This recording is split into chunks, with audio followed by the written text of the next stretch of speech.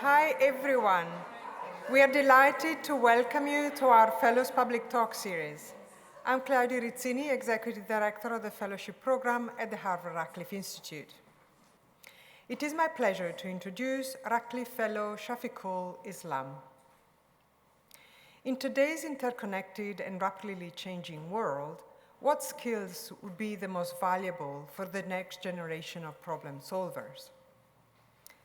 Shafiq envisions the ideal candidate to be the engineering diplomat, who is part scientist, part humanist, and part pragmatic decision maker. Shafiq works at the intersection of science and society to develop new problem-solving methods called engineering diplomacy. Waterborne diseases and water conflicts are not new problems. Yet, traditional approaches fall short in preventing them. In his foundational book, Water Diplomacy, Shafiq argues that neither scientific explanations nor political decisions alone are sufficient to manage water resources. Instead, he proposes principled pragmatism, a novel approach that acknowledges the interconnectedness of natural systems and human societies. In this problem-solving model, future generations of problem solvers must embrace both scientific expertise and socioeconomic and cultural dynamics, with a focus on actionability and desirable outcomes. During his time at Radcliffe, Shafiq is working on a book project that formally introduces engineering diplomacy to better equip professionals to solve collective action challenges like winning the climate crisis race, AI for good, access to water, and sanitation for all. He hopes that the framework will inspire scalable solutions that are scientifically rigorous, socially acceptable, and politically viable. The Q&A portion of today's public talk will be moderated by Anne-Sophie Burridge, our Mary I. Bunting Institute Fellow and Professor of Philosophy and Cognitive Neuroscience at Indiana University, Bloomington. And now please join me in welcoming Shafiqul Islam.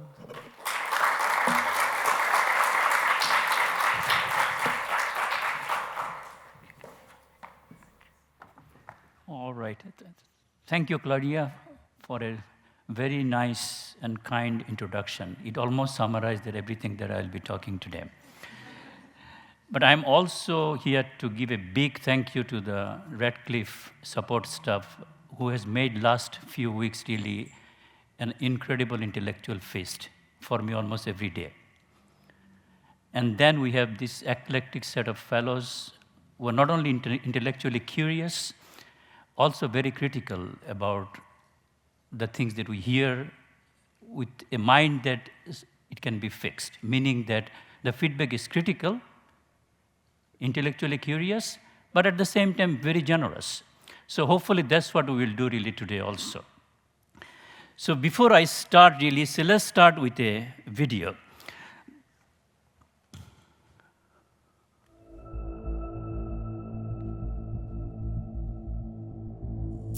On July 4, 2025, Central Texas was hit by a torrential storm. In hours, up to 20 inches of rain fell.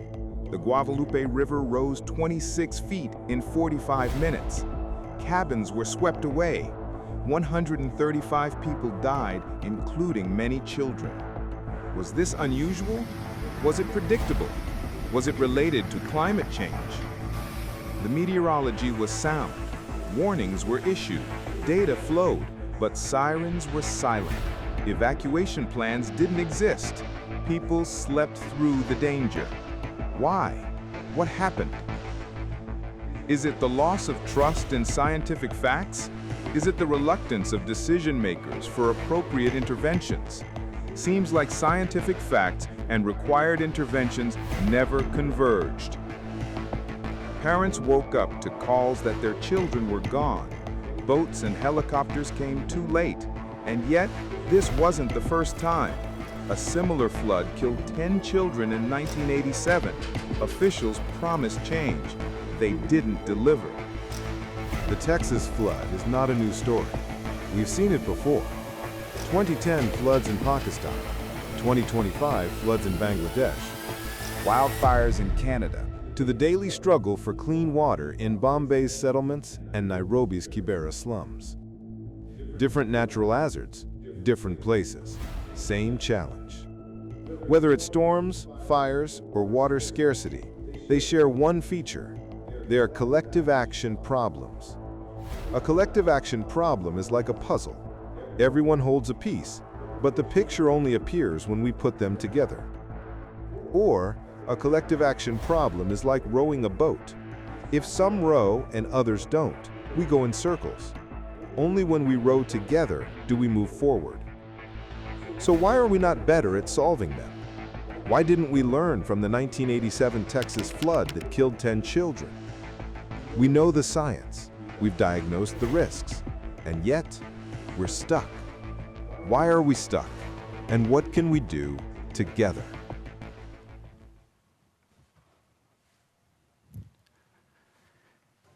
So what you have just seen is basically from Texas to Canada to Bombay. These are not new stories. We have seen it before, and we will see it again. The question then is, we have experts from the scientific domain, from the policy arena, and having very deep-rooted knowledge in any of these problems. But still, we seem to be stuck.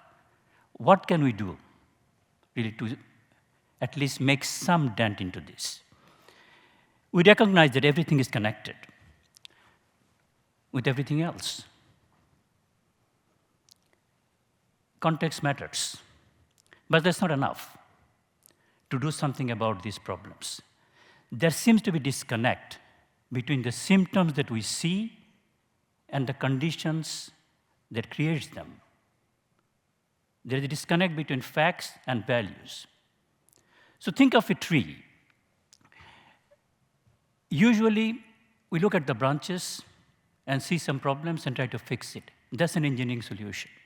So pruning the branches, but not acknowledging that the problem may be in the roots, maybe in our perceptions, maybe in our values, maybe the way we interpret our scientific facts. That disconnect is essentially why we are still faltering. What can we do then? So think about global water crisis. We often diagnose it as a shortage of water. But the total amount of fresh water has not changed since the time of dinosaurs. What has changed? We're 8 billion of us today here. Same supply, 8 billion. So as a result, shortage is inevitable. So to create a narrative that there's a global water crisis, it's like trying to prune the tree. Don't get me wrong. I'm not going to solve the global water crisis problem. I'm trying to find out, can we think about this problem a little bit differently? Water problems are not global. They are local. Tell someone in Bangladesh during the rainy season that you have global water shortage. They may think you're crazy. But that's exactly what we're doing. We are trying to hide behind a narrative that is global so that we feel good, but with no actionability. What we need really, both the branches and the roots. Unless we attend to both, the tree will not survive. So a wise practitioner friend once told me, look, science without policy is just another paper for you in the library. And policy without scientific validity is gambling. The question for us really, do you want more papers or we want to gamble? What I am suggesting is that neither. It is not an either-or problem. It is and. I need scientific facts. I also need social facts. I'm not saying one is better than the other. When I talk to my engineering friends, they'll say, facts are facts. Why complicate them with values? When I talk to my social science friend, they said, well, science is another narrative. Why privilege it? No, I'm not suggesting that one is better than the other. I'm saying that we need both. The question is, how do I integrate those both? How do I synthesize those both? That is the struggle. How do I synthesize the precision of scientific facts with the wisdom of society that we can do something useful? As Claudia was saying, I am here for actionability, not for building another theory. So my struggle is to see whether I can change this gap. And this started a long time ago in Bangladesh, where I was born. Their culture, values, and traditions do not need explanations. They ask for reverence. Knowledge lived in person, not in platforms. Meaning came through metaphors and stories. I was fascinated by history and literature, but still ended up studying engineering because top students study engineering, it promises a good life. And that's what I did. Graduated from the college, was hired in my alma mater as a lecturer, then came to the United States for graduate studies. It was a fascinating experience. I had perfect grades, a generous American host family, and I saw the first snowfall. But then something happened. Last Sunday of October, my roommate told me that tomorrow you can go 1 hour later for this class. I thought he was joking. He was probably trying to pull the legs of a foreign student. I did go to the class at 8 a.m. Nobody was there. I called the campus police. They said, "Are you a new student?" I said, "Yes." They said, "Wait an hour, everybody would come." And they did. That fundamentally changed my thinking about science, engineering, life, and objectivity. So an objective idea like time can be changed by the society if they want it. So that means even a time like objectivity can be changed if society wants it. That is exactly what we need. Then as a PhD student at MIT, I entered a world of clarity was the currency. Precision is the word. So you have to be precise, you have to know scientific methods, you have to know mathematical representation. These are all scientific facts. Yet that daylight savings time experience did not leave me. I did not leave science or engineering, far from it. I wrote 5 books on water diplomacy, hundreds of papers really on related topics. But yet, what I found is that these scientific facts are not alone. We have kept them separate from social facts. What engineering has given me is the scientific facts. What it did not give me is this understanding that how these will be used. Trust the science, follow the data, is really a cliche that doesn't work. We simply cannot follow the data, cannot follow the science. The reason is that it comes with really how I interpret those data. What are the inherent values that comes into the data? From vaccine hesitancy to climate change, everything in between, these are big problems. I'm not saying that we are going to solve all these problems really with my method, no. What I am trying to get that there has to be realization that there is a disconnect between these deeply rooted scientific facts and also deeply rooted social values. How do you connect them is where the engineering diplomacy comes in. When I say global water crisis, we're not talking about it, we're talking about a truly massive problem. Recall that the world's fresh water did not change since the time of dinosaurs. So what has changed then? There are 8 billion of us with competing demands. In 1975, EPA did not exist. There was nothing called environment. We did not have environmental needs of water. Now we do. Now we have to compete really whether fish has more right than humans. Is flora important than fauna? These are competing demands that was created by the society. But the engineers are not created for this. They were created or taught, at least in 19th, 20th century, is that you discover solution that will work. Yes, it will, if you have an objectively defined objective function. What we see really, for example, increasing carbon dioxide, melting glaciers, or drying of aquifers, these are scientific facts. Observable, verifiable. But they don't tell us what people think about those numbers. What does double carbon dioxide mean? How does it affect me? How does it affect Boston? Those questions are not even asked before prescribing a solution. Precisely for that reason, IPCC every year comes up that we are in a gloom and doom. Still nothing happens. There is no action. Why is not there no action? Because we need to find out what is the water problem in Dhaka, Bangladesh, or in Boston, or in Nairobi, not to talk about a global water crisis narrative. That sounds very good, and we feel good, but nothing I can do about this. That's why I invite you to imagine a new kind of problem solver, who will try to essentially wrestle with all this politics, empathy, facts, and all together. But to do this, really, what I'm also claiming that we need to have some principles. So what are those principles? For me, for water, the principles are very simple, that we need to be rooted in observability, replicability of science. Then we need to create a space that is here, which is malleable. And that space really will change from problem to problem, context to context. It is not an universal space. It is not bounded anymore.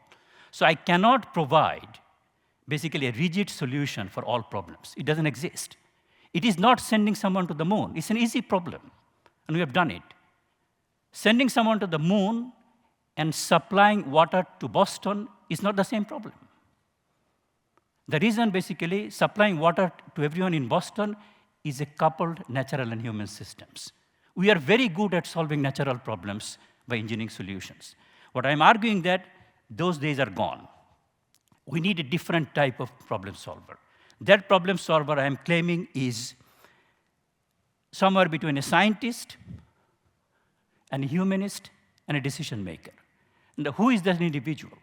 That's what we are trying to find out. We are not saying that science will replace empathy or politics. This is where engineering diplomacy is different. It is not about engineering. Neither it is about diplomacy. It is not about politics. It is about all three. The question is that type of individual doesn't exist. So this is what I'm envisioning. So of course, I don't claim to have all answers in engineering diplomacy. What I can offer is a process and some tools to make us think about this problem differently and come up with solutions that are contextual, socially valued, politically feasible, and scientifically grounded. If we can do this, then maybe we'll go somewhere. So let me start with 3 metaphors. These are almost like childlike. But please bear with me, and let me see whether I can motivate you to think and act like an engineering diplomat.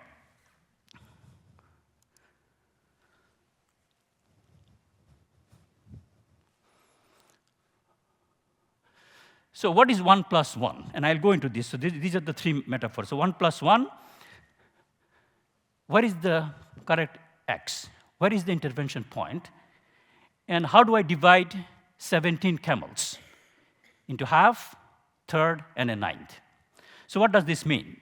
So what is 1 + 1? So if I ask you this question, I think usually I'll get multiple answers. For example, a mathematician will say it's 2. Still, some mathematicians may say, no, look, it depends on the basis function also, but we'll not go into that detail. So it's 2, more or less. If you ask an engineer, they'll say between 1.98 and 2.02, because there are some uncertainty, there are measurement errors. Fair enough.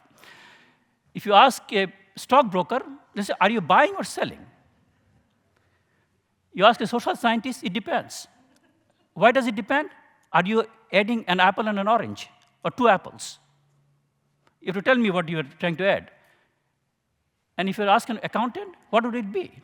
So there are many more you can do. So the point here is that even a simple question like 1 + 1 has multiple meanings, different perspectives. So we need to be aware of those perspectives whenever we're looking at a problem. So it is not really my perspective. It is the perspective of the collectives, that what do we decide as a whole? We can decide it's 2, I want to be very precise, or I can say, no, I'll be between 1.9 and 2.02. But we have to agree. So that's the first part, that we need to take multiple, basically, viewpoints into consideration before defining the problem. Then I said that where is the correct intervention point? So this comes to another story. So this was Long time ago, in about 1900, GE was having a lot of problems with their generator. So the generator was failing. It's like $1 million generator, and it fails every few days. So they called an engineer. So Steinmetz came in, he looked around, and then he took a chalk mark and put a big chalk X. And then he said, fix some words here, it will be done. And he went home and then sent a bill, $1,000 for about an hour work. This was in 1920. It will be $40,000 now. So they got a little bit nervous, say, really, what is this? Basically, for 1 hour of work, $40,000. Then he said, please send us an itemized bill. So they did, and he came and he wrote that cost of chalk and putting the chalk mark, $1. Where to put the chalk mark? $999. That is what we need. We need to find out the correct intervention point, rather than just looking all around. So that is, where is the X for a particular problem that I'm trying to solve? For solving global water crisis, what is the X? We have no idea what is X, because the problem is not global. Problem is local. So we need to understand really how to solve the problem in Kibera slum, not in Boston. Then comes the idea of really this 17 camels. This is another parable, another metaphor come from the Middle East. So this old man, he was almost at his deathbed. He has 3 sons. So based on the hierarchy, he said that when I die, basically, this is what you should do. Divide, the first half goes to the first son, second one gets third, and the third one gets ninth. So father died after a few weeks. They decided, now let's go and do it. When they try to do this, they get into a mess, because 17 divided by 2 is 8.5. So they said, how is it going to work then? So something is not right. So then there was an engineering type one. He said, okay, fine, why don't we kill all the camel and then distribute the meat? That can be done. Then they thought maybe our father was not that basically naive. He was trying to do something else. Maybe we need to think about it differently.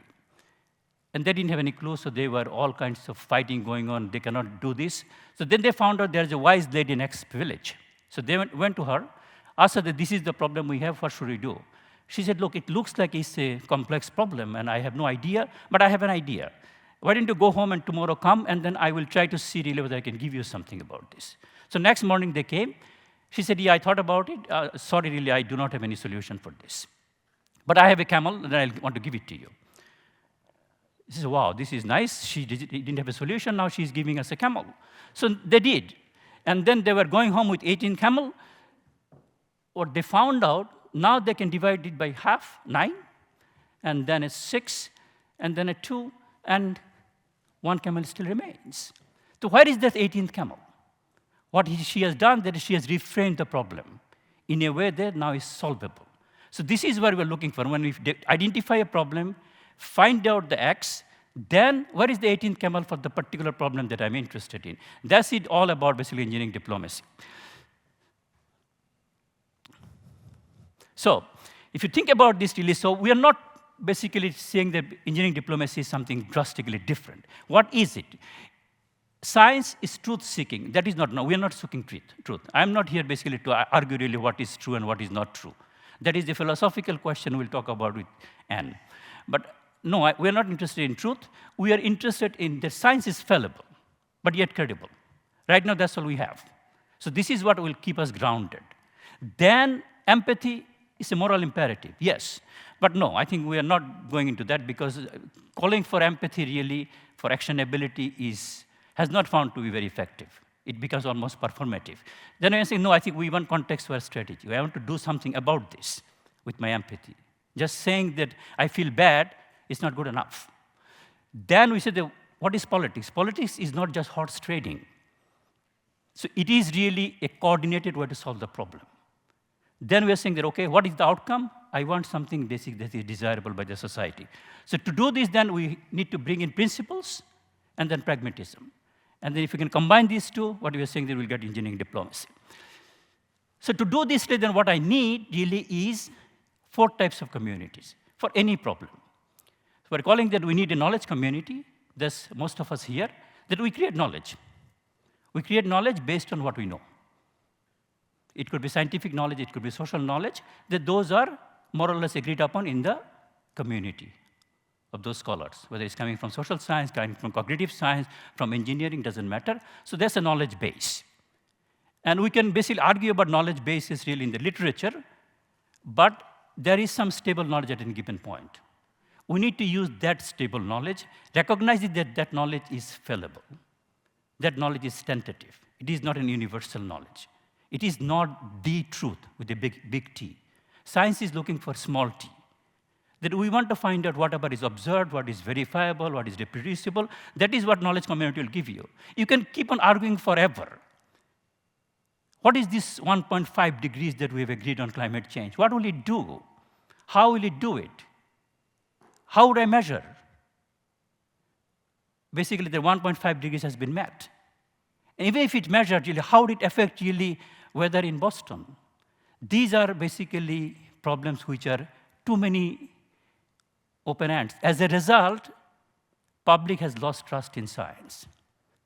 Because right now, science is asking questions, or the public is asking questions that science cannot deliver. It is not Newton's science anymore. We know really when apple falls, I have Newton's law to describe. I do not have Newton's law for water allocation. I do not have Newton's law for really climate change. That is universal, that is transferable, that is context independent. These are context-dependent problems. So context-dependent problems simply cannot provide with the context-independent solutions. Engineering is a context-independent solution. Whether I'm here or in Brazil, I put a switch, light comes on. Because I know exactly really how electrons work. But now if you tell me that, can you give access to energy to someone in Brazil and someone in Boston? Access to energy is a very different problem. It is not creating energy. So that is where engineering diplomacy comes in, that look, I'm not giving you a technical solution that is understood. How that technical solution gets into the actual practice is the question. Oops. So other community, for example, then I need resource community. Resource community is the one, they will basically fund us. It could be NGO, it could be World Bank, it could be the government, whoever it is. Then you have decision-making community. These are the elected officials, your mayor, your president, whoever it is. They make the decisions for that. Then there is an affected community, the people who will be actually affected by this. Unless you have representation from all these four communities, any problem that you try to define and solve is not going to be sustainable. Does it need all equal representation? No. It depends on the particular problem. Particular problem may have over-representation from the knowledge community because knowledge is limited there. In other case, you may have plenty of knowledge, but it doesn't work. Look at what is happening with the vaccine, what is happening with the climate change. Science is pretty sound, but actual implementation is not, because we have serious disagreement about what even science is. Because we are asking questions those that science cannot answer. So unless I have representation for all four communities, I'm not going to go very far. Then I said that, okay, so what do I do? So first thing that we want to do is identify the problem space. So that is my first thing, to identify the problem space. Where is the problem space?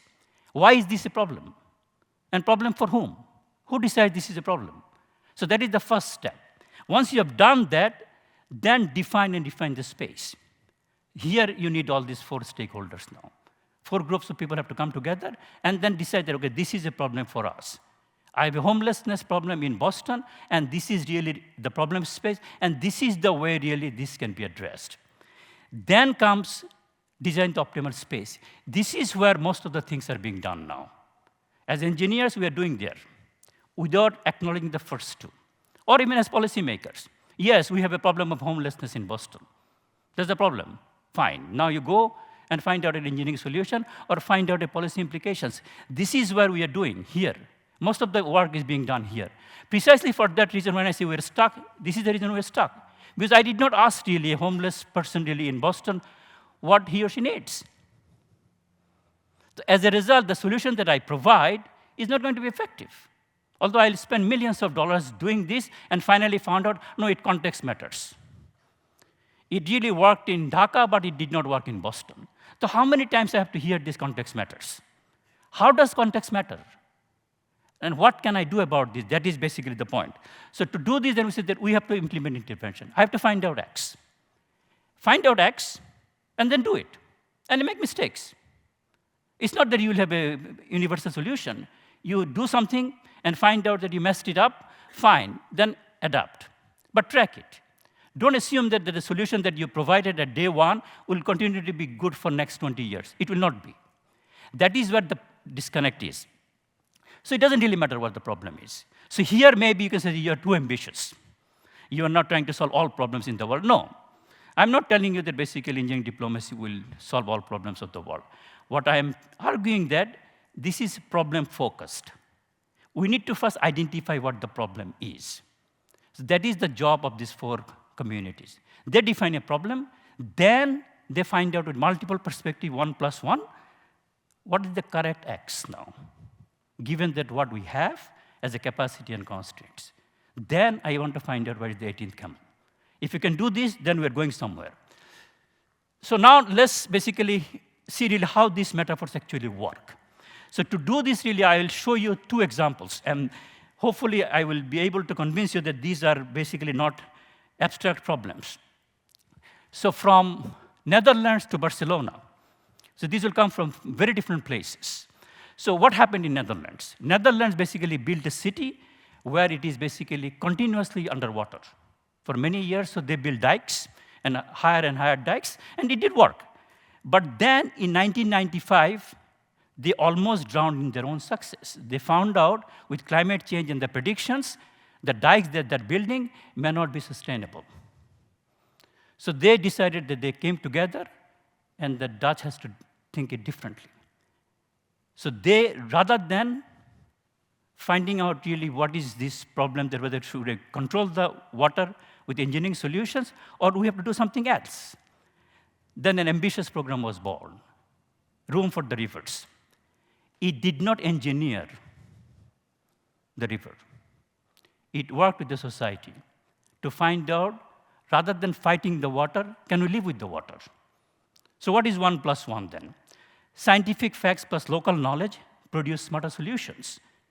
In Nijmegen, a city, they created an engineered island. That island now created both a flood safety as well as a space for the community. What are the X? Don't try to block the water. Try to see really whether you can live with water. What will that be? So that's a very different framing of the problem. Then the question is, what is the 18th camel? The 18th camel is that they didn't trade safety, ecology, urban development. They said, no, we need all 3. How can a society come together and do something about it? It was brilliantly done, and this program now is replicated in many different places in the world. I was hearing while coming to work today, is that today is the election in Netherlands. Netherlands is not a really basically homogeneous country. They have extreme level of fragmentation right now going on even in the politics. But still, they were able to do this. So that means even a fragmented society can come up with solutions, those are good for the society, irrespective of the politics. Now, if Dutch reinvented the rivers, Barcelona basically did the same thing with streets. So they decided at a small scale that traffic is getting too congested. We really cannot do this, so let's create a block, a 3x3 block, where basically during the day, you cannot have any cars. They cannot get inside the 3x3 block. You can go outside. As a result, what happens now you have created a space inside the block which is basically noise-free, car-free. You can go bike, you can take your dog to walk, you can plant trees. So what was basically the 1 + 1 here? That you not only basically brought the society together, you have also created a space which is already there. We did not create any new infrastructure. Only thing we have done with 18 camels that we decided that nobody can get inside. So that's a brilliant solution, really, which is context-specific. Now, there are many countries basically trying to do the same thing. Can you do it in Boston? Maybe not, because Boston is not that block by block. Boston is an old city. We don't have that clear definition of blocks, so we have to rethink about that problem. So it's not that solutions are easily transferable, but the ideas that these 3 metaphors can still apply here. So if you want to know more about this, I basically forced myself to do this from January 1, really, as a part of this engineering diplomacy book, said that what I am looking really every week, basically, I take one idea and then write on this, see how these three metaphors can apply for many types of problems. So what I invite you to really do is to maybe visit this and come up with a problem that you are interested in and see really how these three metaphors can work and how would it work. What is basically 1 + 1? Meaning that what type of different perspectives, because talking about stakeholder participation has become so cliche, it really doesn't mean anything anymore. Stakeholder participation in Boston is very different than stakeholder participation in South Asia, where the society is hierarchical, where basically most of the projects are funded by either World Bank or IMF. So they put a condition that you have to have stakeholder participation. Yes, they do. So what do? They go and basically invite people. They come in, they have tea and cookies, and then, yes, 36 people participated. Participated, not engaged. They have taken their input, went home, and did whatever they wanted to do anyway. So as a result, this whole process has really failed. It's not going to work. So you have to engage people really at the local problem. They have to identify what the problem is. Unless we do this really, bringing in perspective is not going to work. Once you have done that, then you have to find out what is X. Once you get X, then find out what are the creative solutions that we look for. So to end then, basically, before I do this, so you can think of this really, we are standing here. We're standing here right now. This is the present. It came from a past, and that past is very convoluted because depending on what choice you took, you basically got there. Of course, you have taken one path. But if you ask multiple people, for example, if I ask how I came here, I ask my mother, my wife, and my daughter, they will have 3 different stories. There will be some overlap, but there will be different stories. But there is one path that I came, but I cannot forget my past. I cannot forget that basically, although I was very much interested in engineering, now I say, no, engineering is not going to work. It is really a problematic problem. I need to be a different type of engineer. So don't consider myself, yeah, this guy is an engineer, he wants to solve problems, he just wants to build bridges. No. These bridges are really not between actual physical bridges. These bridges are basically trying to do with social facts and scientific facts.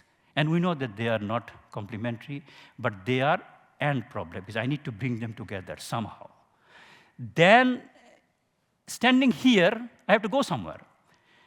Where I go really would depend really what path I choose.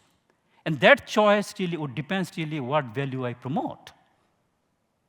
Unless I ask those questions at this point, I will not go anywhere. So that is where I think we are stuck. We have to first define the problem and ask, why is this a problem? Who is telling me this is a problem? And why is this a problem for me? Unless we are on that boat, we cannot go very far. And the future will be not predetermined. It will be predetermined by the choices we make today.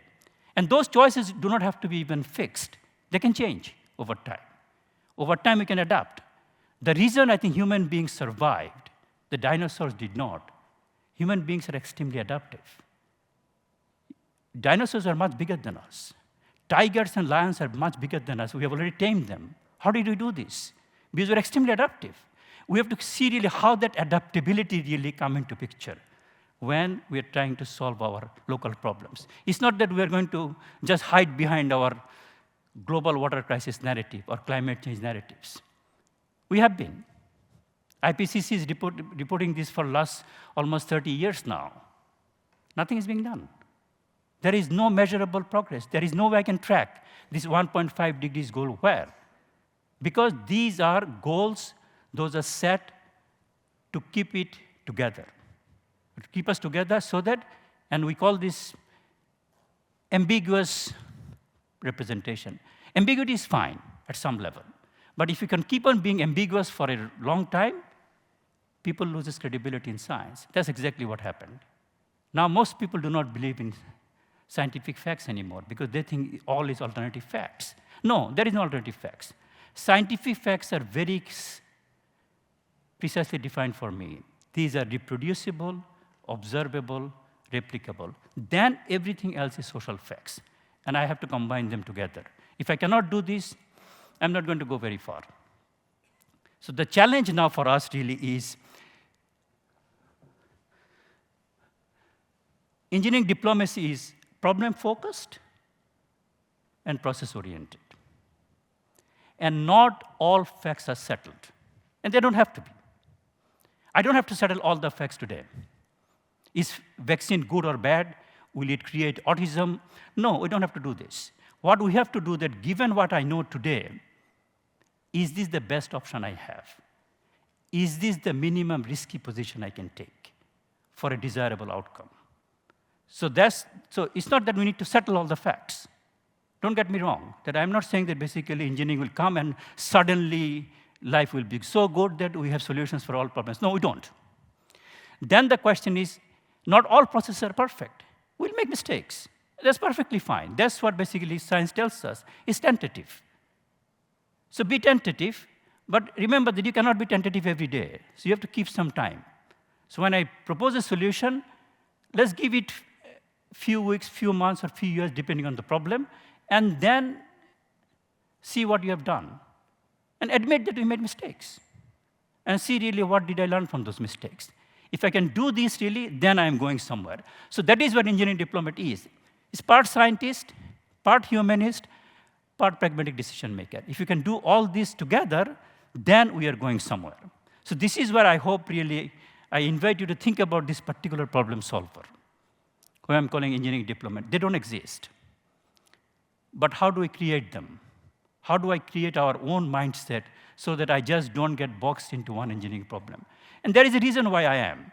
Because if I keep talking like this, like my social, so I have joint appointment both at School of Engineering and Fletcher School of Law and Diplomacy. So I go to 2 different meetings, I get 2 different responses. Hey, who are you to talk about all this empathy and politics? What do you know? When I go to my engineering friends, they said, look, don't mess around with this, really facts are facts. We know exactly what the solutions are, let's just do it. That's it, and that is what I think most of us are, and myself included. I'm just trying to question that little bit more, that look, maybe not. I just don't need another paper, because I am at a stage of my career, really, another paper will not make any difference. But what we have done really last week, really, is we published our 5th Water Diplomacy Handbook. It has about 80 authors from all continents. So we're looking at water problems from many different angles, many different perspectives, and trying to come up with something that is, although it's a handbook, because that's what the publisher wanted, we said, no, this is not a cookbook. I'm only giving you certain spices. How do you make the recipe? That's your business. The recipe really for water problem in Boston is very different than the recipe that you'll need, for example, to solve the problem in Bombay or in Nairobi. So my last spiel to you is that what one problem do you want to solve using engineering diplomacy? And so this is what hopefully you'll give us today, or for next few months when we are here for this intellectual feast. We hope we'll continue this conversation.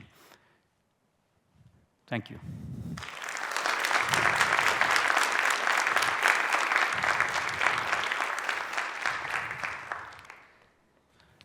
Thank you a lot, Shafiq. I gotta say, you explained to me also implicitly the difference between an engineer and a philosopher.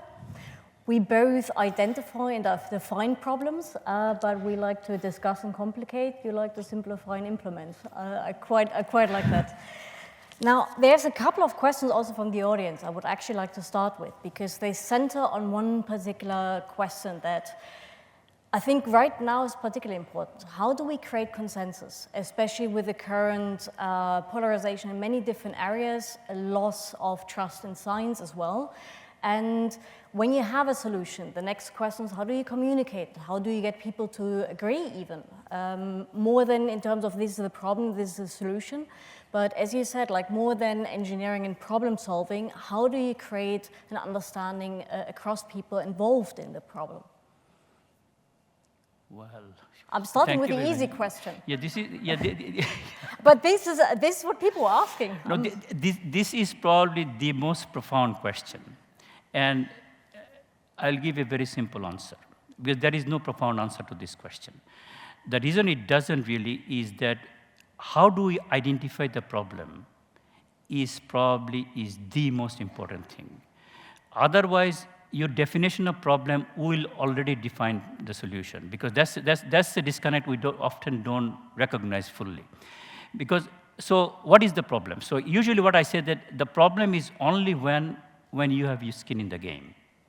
If you do not have any skin in the game, it's not a problem for you. It is more really for you to feel empathy, for really, I feel bad. Like I can say that, yeah, I really feel bad for fish. And then now my county comes and says, okay, fine, you will have a 10% increase in your real estate tax. I may not do this anymore. I want to do this, but with this now I don't. So basically I'm saying that the cost is probably too high. So as a result, unless I think that the problem is real, either for me or either just from a very pragmatic standpoint, very utilitarian point of view, or that I feel bad. I feel bad that basically given such a resource all over the world, still 740 million people do not have access to water. It's not really that it's not solvable. If you think about it, and I did this, and if you look at actual cost of water, if I use diesel, for example, then it will cost me about 0.18% of global GDP. 0.18% of global GDP to give water to everyone. We're not doing it. It's the same number I heard when I was a graduate student 30 years ago, still today, that 8 children die every minute because of lack of access to water and sanitation. How come we didn't do anything about this? That means we have defined the problem at a space, it cannot be solved. So to do this then, we have to find out the local problem. What is the problem you are facing in your community that needs to be solved? Is this the problem with Barcelona, for example? That I want to create a quieter space. I want my dogs to take a walk, or I want a clean air. Then you create 3x3 block. That problem cannot be replicated somewhere else. If you go and talk about this problem in Bangladesh, they say, look, we don't have time for this. I think with that, actually, you give precisely the answer, namely communicating the problem and agreeing on the problem in the first place, and then people invested. Which brings me to the next question, namely the central notion is engineering, and we all have a picture, an image, a notion of what an engineer is and what he or she does, etc. But there seems to be something more required here. So what kind of skill set do you think is qualifying or necessary or required for a diplomatic engineer to bring to the table, especially when it comes to getting people together on a table that are involved in the problem? Brilliant. So the engineer that we have in our mind, I think I would say that this is a 19th century engineer. This engineer really is no longer going to work as a tool set, because engineering is no longer just building bridges, drawing circuits. Because engineering is a particular way of solving problems. Now that problems really was easy, because in 19th century, scientists discovered, engineers created, society benefited, things were good. Right now, engineers cannot give you a solution really. What is the problem of poverty alleviation? What is the problem of climate change? What do I have to do? If I stop basically driving Hummer, is it going to have any impact? I cannot tell you. If I start recycling, will it work? How will it work really in the global emission of carbon dioxide? So those linkage has been weakened now. So I do not have basically very strong links. So as a result, people want certainty. And when we want certainty, which science cannot deliver, then I lose trust. So then we have to say, that, look, science is not going to work anymore in the way you used to think. Science has to work differently now. Science has to give you the grounding. Grounding meaning that right now, given what science tells me, this is what it is. So last week, basically, I gave this assignment to my students really. So let's talk about this idea of autism, Tylenol, and pregnancy. This is a very contentious topic. So they come up with all kinds of ideas. The ideas, so then what we agreed that, look, I think whether it will cause autism or not, that's not the key question here. If a pregnant mother is having a very high fever and do not take any medicine really to reduce the fever, the child will get affected.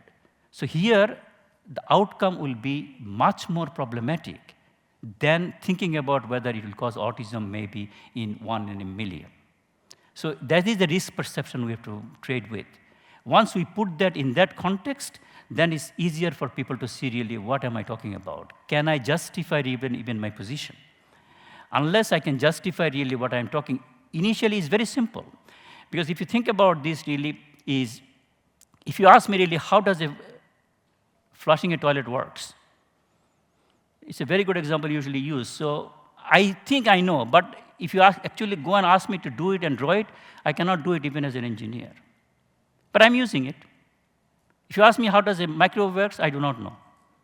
95% of the things that I have in my home, I don't know how it works. But I do still trust them, because there were basically a lot of things have gone behind this, from the regulations to how to implement this, how to make it safe, and all kinds of. So I trust the system is working. Now, if you ask me, should we have basically universal healthcare? I have an opinion. But this opinion really may not be easily justifiable. If you ask me really, why do you think this is true? Can you articulate really how it would help? Will it basically give healthcare to everyone? Then I get into some trouble. So we have to be careful really when we make opinions, when those are very important. Because in a democratic society, everybody has one. And we are 8 billion of us. So are all 8 billion opinions the same? At some level, yes, but I say no, at some level I have to be grounded. I have to also create some verifiable, observable facts. That you may not agree, but that's fine. If you don't believe in gravity, please go to the top of the floor and try to jump. I don't have to stop you. You can do whatever you want. So some facts are verifiable. Those are the scientific facts. Social facts, we have to negotiate. That's where the diplomacy would come in.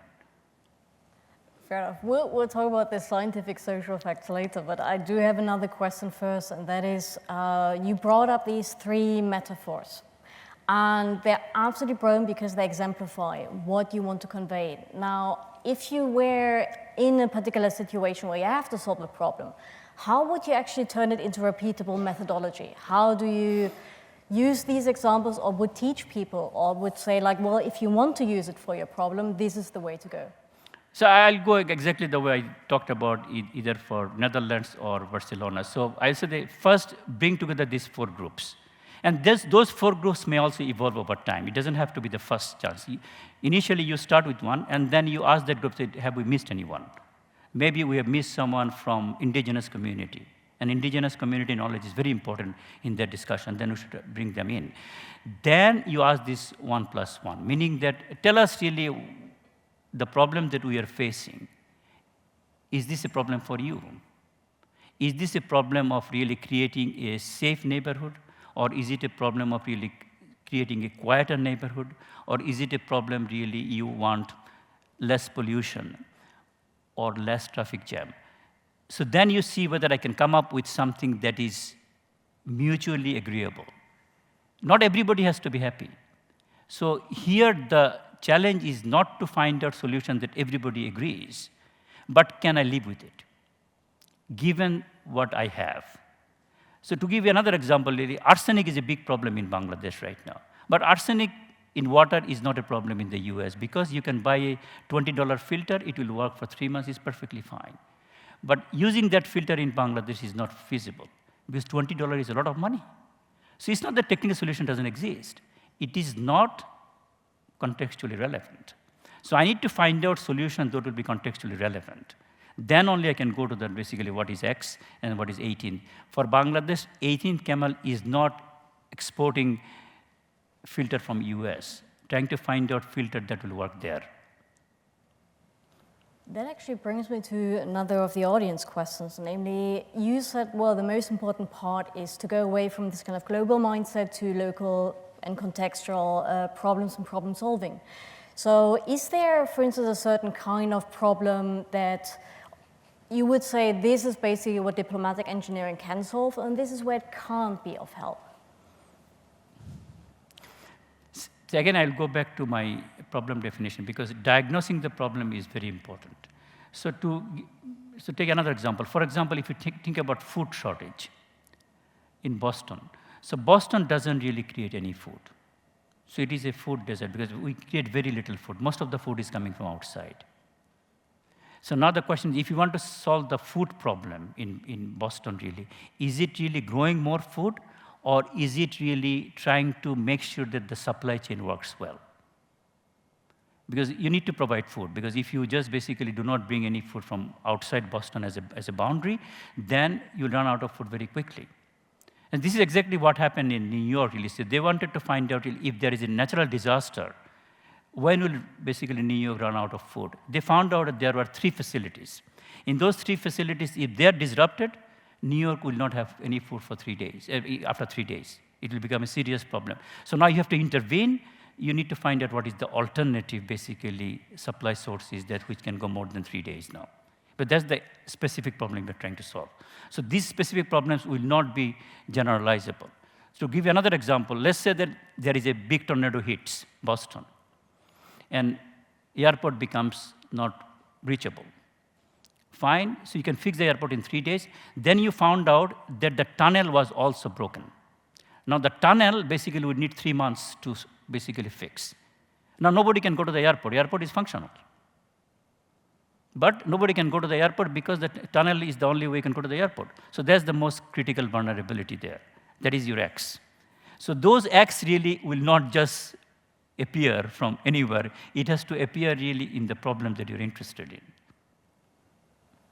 I like that.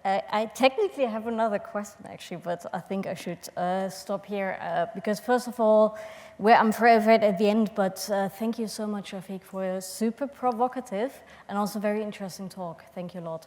Thank you very much. And I read somewhere it was copied in also inspiring. So.